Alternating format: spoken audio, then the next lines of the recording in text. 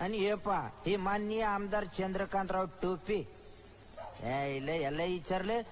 15 ऑगस्टला जर स्वातंत्र्य दिन आहे तर झेंडावंदन 26 जानेवारीला कमून करते तो यो म्हणतो तारखेविषयी वाद असते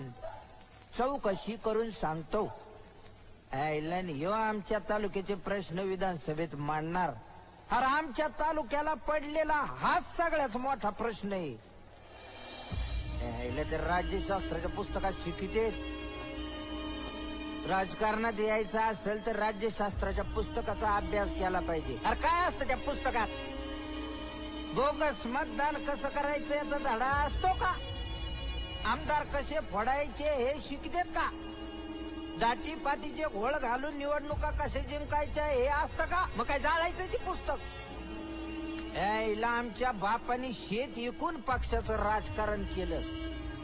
आणि त्याला मिळालं काय तर मंत्र्याच्या मिरवणुकीत त्यांनी फेकलेल्या हारातलं झेंडूचं फूल